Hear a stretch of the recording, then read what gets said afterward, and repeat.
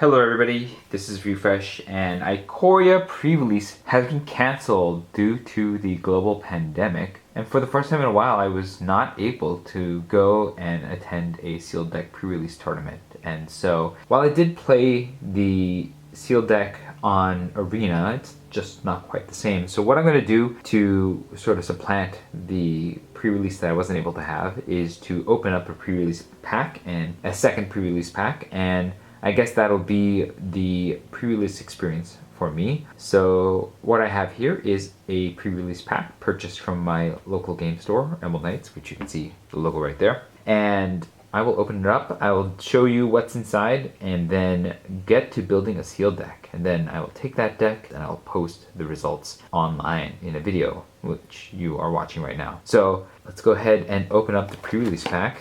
The front just has the big Behemoth and Vivian on the front, and then just your average pre-release pack. Normally I would be able to open this until I was in a tournament, but this time I'll be opening it just without a tournament. Alright, we'll take off the slipcase. And we have some pretty generic Planeswalker artwork on the front, but the same key art on the back. We'll open this up. Inside we get our spin down counter. This one is the standard black and white speckled spin down counter. Then we have a promo card. This is a Gem Razor. So this is what it looks like in foil. It's a little bit curled, but these always seem to get curled. I get a code for 6 Ikoria booster packs, and that's my code. I've already used it by now, so there's no reason for you to try. You get your punch card with your counters here, and it looks like they're double-sided, so you could potentially have a variety of different ones. I think there are 10 different kinds of tokens, but some of them are doubled. As you can see, there's 2 double strikes over there, and 2 indestructibles over here. Then you have a card divider, which you can use in your card box. You have a little guide to what mutating does and how it works. And then a little guide, as usual, to how to build a pre-release deck. And then you have your 6 packs of Ikoria. We got 2 Vivians, a Prickly Marmoset, the King Kong guy, whatever his name is. Oh, I got 3 Vivians. And that's it. Let's go ahead and see how these punch out and how they feel. This is actually pretty decent cardboard stock, so that's kind of nice. Now this will make playing these games in paper a little bit more complicated, because now you have to track like what these things are. As before, the only counters you got were plus or minus, or whatever type for that card. But as long as these are plentiful, then this is not the worst way of going about handling these counters. Alright, in addition to our Gem Razor, let's open up our packs and see what we get inside. Alright, we have a Ferocious Tigerilla, Checkpoint Officer, Frostveil Ambush, Prickly Marmoset, Almighty Brushwag, Durable Coilblug, Blazing Volley, Day Squad Marshal, Crustacean, Excavation Mole, Huntmaster Liger, and ooh, this kind of neat comic book card art. I like that. I can't tell what color it is just looking at it, so I have to look at this to know that it's white. Kind of wish that there was something that was a little bit more obvious than just like the little tiny bit of border that we get there. I get a Migrations Path, Back for More, which is really fun. Ooh, an Eerie Ultimatum. These two are actually in the same colors. And then a Mountain and a Human Soldier token. And look at that. Theros on the back there. Interesting. Even though it's Ikoria, so not quite sure what is going on there. The artwork is kind of contemporary looking. Interesting. Let's open one of the King Kong packs. Not King Kong, whatever the name of the guy is. Alright. Spontaneous Flight, Startling Development, Honey Mammoth, Cavern Whisperer, and again, that's really nice artwork. I really like how that looks. Hampering Snare and Evolving Wilds, always nice to have if I'm going to try to play one of these. Blood Curdle, making me want to play black. Plummet, Dranath Healer, making me want to play Cycling. Heightened Reflexes, Wingspan Mentor, Indatha Crystal, which is actually in these colors again. Interesting. Flame Spill, good card. Ozolith, okay, that's cool. And then we have a tip card and a land. Lava Serpent, Blade Banish, Keep Safe, Unlikely Aid, Bristling Boar, Essence Scatter, Creator Sandworm, Pacifism, Blister Spit Gremlin, Facet Reader, Skull Prophet, again in these colors. Migration Path. Parcel Beast. Shark Typhoon, that's a good card. Swiftwater Cliffs, which is my red and blue. And then we have another tip card.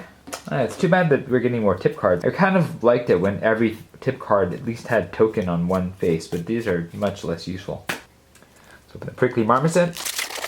We have a Garrison Cat, Keep Safe, Survivor's Bond, Blister Spit Gremlin, that's a hard one to say, Facet Reader, Night Squad Commando, Flycatcher, Giraffid, Light of Hope, Rumbling Rock Slide, Spontaneous Howlbonder, Majestic Orcorn, the Sanctuary Smasher, Extinction Event, ooh, another Skull Prophet, this time shiny, a Jungle Hollow. Again, this is really pushing me towards these colors. Black is not pushing me towards those colors, but that it really is. And a Human Soldier, pretty cool.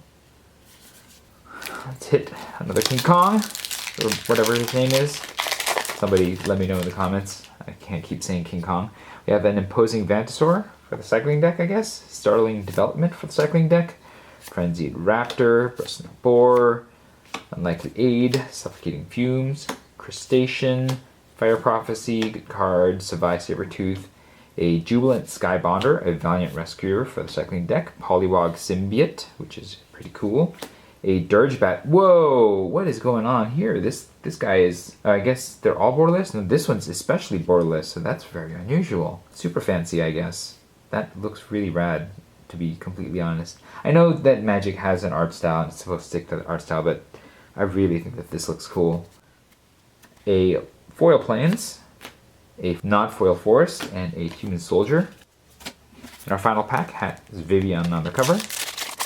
We get a Gust of Wind, a Prickly Marmoset, a Helica Glider, a Capture Sphere, Deadweight, a Mighty Brushwag, Crustacean, Fire Prophecy, Savai Sabertooth, Anticipate, Easy Prey, Clash of Titans, Savai Crystal, Yorion Sky Nomad, which I'm pretty sure we can't actually play as a companion unless we just like have pray that the mana works out, a Dismal Backwater, and a, oh interesting, a companion tip card to show that it meets its condition. Huh. Alright. Well, let's try to build this deck here. I think all this stuff makes me want to play the black-green deck. I think I have to just because of how powerful this is and that I have a Dirgebat in here as well. And so I think I'm going to try to make that happen. We'll see if it works out to be a good deck. And we have Fixing, we have Gem Razor. But let's take a look at white and see if there's anything we're missing out on. I mean, if I had enough cycling, Valiant Rescuer would be rad. That's a reason to play white. Majestic Orgorn's a pretty good creature. Pacifism is removal. Huntmaster Liger is alright. But, you know, none of this is super compelling for white except Pacifism and Valiant Rescuer if we have enough cycling. And in terms of easy cycling cards, we have the Rescuer, we have Vantasaur, Drannith Healer, a couple of mutate cards.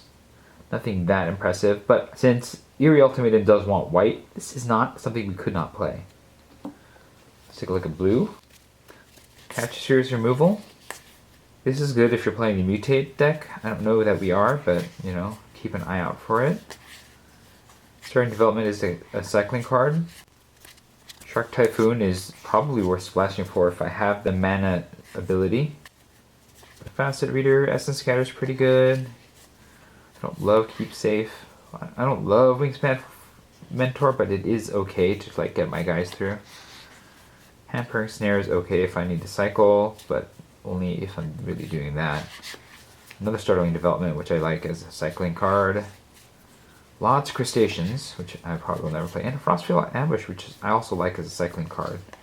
So blue is okay. I think that there are some cards here. It is one of the thicker set of cards in terms of overall number of cards. So that is something going for it. But, you know, 3 of them are Crustaceans.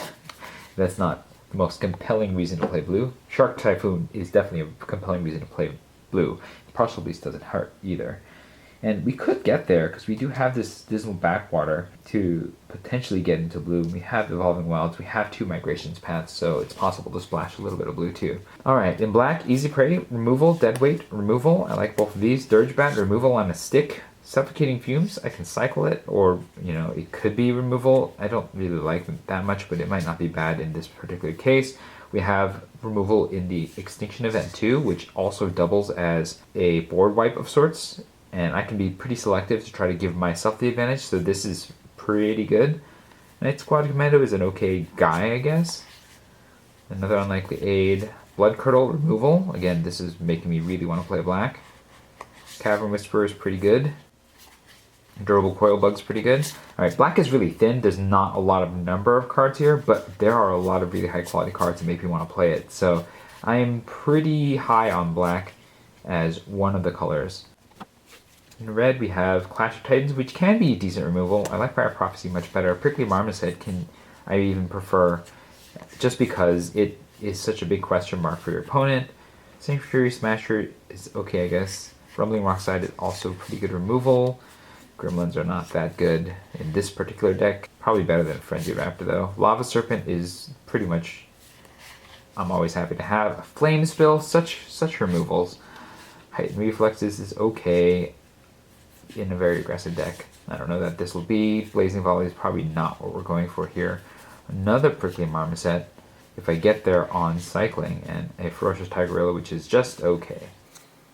So red is actually attractive as well, just on the virtue of all this removal that we have at the top.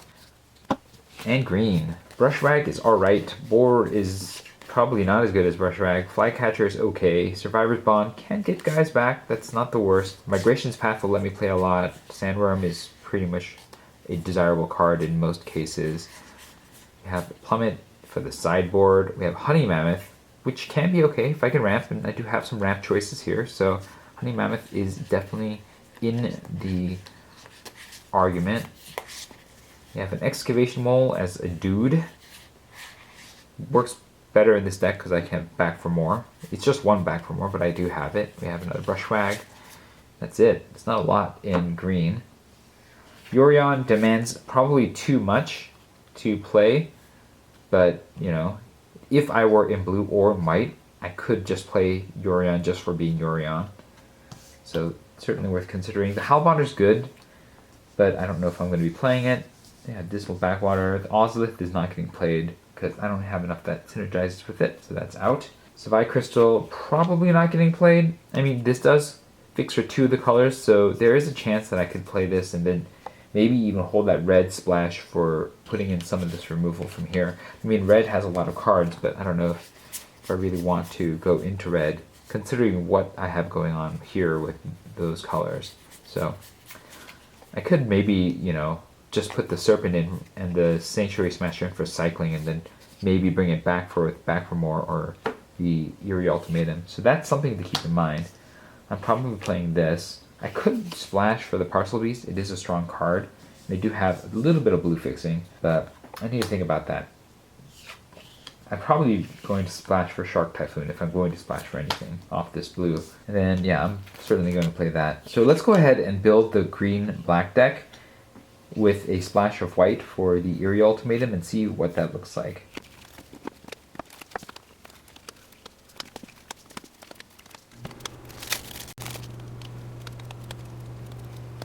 Alright, if I'm just playing green-black, splashing for the Eerie Ultimatum, this is what I have, which is already too many cards. So this could work. I could cut and then try to make this work even better.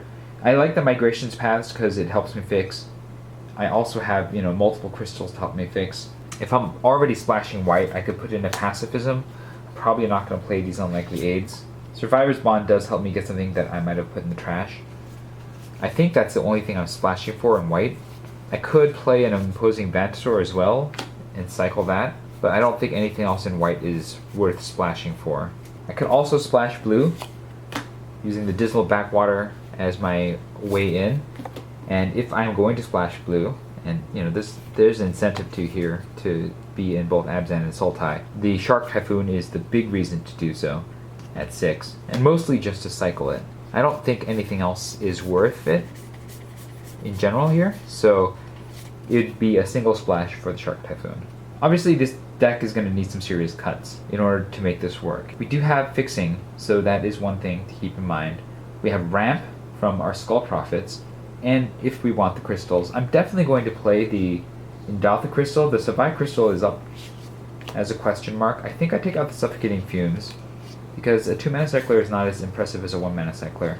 And I think it's better as a sideboard card to bring in against a lot of X1s. So, I'll take that out. Let's see how many mutate creatures I have. I have the Gemrazor and the Dirge Bat and the Cavern Whisperer. That is 3 mutate creatures. My real good targets for mutate are the Brushwags, the Coil Bug, and I guess the Excavation Mole are my 3 big targets for mutate. I could also put it on the Bristling Boar, but at that point it's just getting a bit on the expensive side. And Eerie Ultimatum works really well in general if I can play it, so I do like this as well. It does require 2 white manas, so I do have to be very mindful of putting in the right number of land of the right color. I guess if I'm playing blue, Parcel Beast is back in the picture as an option as well. Is that too unstable? Like, I can't cycle this without blue, and I can't play this at all without blue. I mean, mutating it seems great, but I will absolutely need a blue mana in order to do so. And maybe, because I'm already edging towards this Eerie Ultimatum, I should just back off the blue, because I think this would make it harder for me, right? Even if this is really powerful. This is really powerful. This is good card advantage, and there is a reason to want to play this. But if I'm going to mutate it, it's almost negative advantage, and I don't know that I'm going to get it early enough. So I think the Beast is out.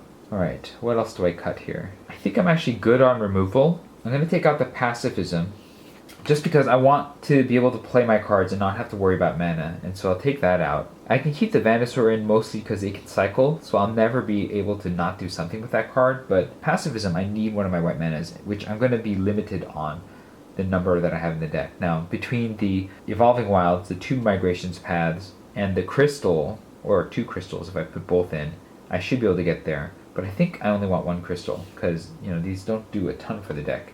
So we'll take out the off-color crystal. And then blue, I actually have more sources than white. And then that leaves me with 2 ways of getting white mana. 3, 4 with the Migrations Paths. And I want to have like 5 or 6. So I probably actually want to put 2 planes in here. Maybe even 3. For blue mana, I have 1, 2, 3, 4. 4 as well, thanks to the Dismal Backwater. Which means that I think I would want to have 1 more blue mana source, so maybe 1 island.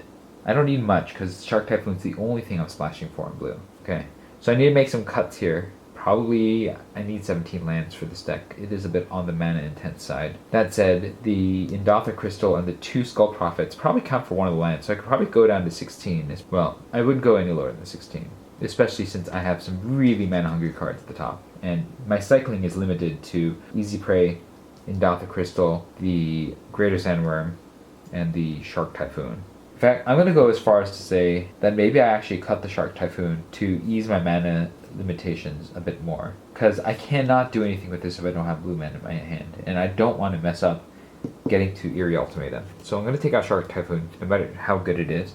That means that Dismal Backwater is out. Okay, I think that helps. So I need to make probably 2 or 3 more cards cut from this deck. And then I'll put lands in it and we'll get going.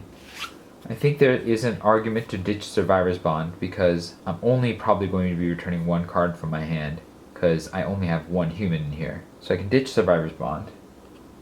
And that puts me at 25 cards, not including lands. I probably need to make 1 more, at least 1 or 2 more cuts. I don't think I can cut much from the lower end just because I need to be able to stabilize until I can cast one of these bigger cards. So I think it has to come from the top. So is it Honeymath? Is it Flycatcher? Maybe it's a Flycatcher. It's the most situational, and I think it's the card that I would rather just bring in from the sideboard when I need a reach creature. Then I have a deck here. There's 24 cards, so I'm going to go down to 16, but I think that's fine. With the amount of ramp that I have, the 2 Migrations Paths, I think that this is fine. And then I'll eventually be able to play the Imposing Venusaur, or I'll just throw it in the yard and then bring it back for more Eerie Ultimatum. Like, that's perfectly acceptable. The danger is with the Skull Prophets. If I'm self-milling myself, then I could just throw my own Eerie Ultimatum and my back for more into the graveyard, and then I have no way of getting it back. So that's a downside of that, but I think this is going to be the deck here. Let's count some mana and see how much we need. Alright, I have 17 green symbols, 15 black symbols, and 3 white symbols total. We have a mix of black and green down here, and I want to be able to hit them both, and so I want to be heavy on the black and green. I do need to get at least 2 white sources with the Eerie Ultimatum, but between the Migrations Path, the Evolving Wilds, and the Nidotha Crystals, I can get there. I think I probably only need 2 planes then. And then I'm going to go for 16 lands just because I have ways of fetching lands out. And the Skull Prophets is ramp, so I don't need a ton of lands. And I have a little cycling to help me get there too. And so what I'm going to do is I'm going to have an even split of swamps and forests, even though there's a slight push towards forests, but I also need to get 3 black sources for the Eerie Ultimatum. So we'll go with 2 plains, 6 swamps, 6 forests, the Evolving Wilds, and the Jungle Hollow for 16 lands. So here's 2 plains, 6 forests, and 6 swamps. And that is the first deck. I'll sleeve this up and then you'll see some games with this. Also, amusingly, I got a Rodan pin for Godzilla King of the Monsters, which was in theaters May 31st. I guess this was last year. I don't know if this was supposed to be handed out at the pre-release, but you know, I guess it's a nice throw-in from my local game shop.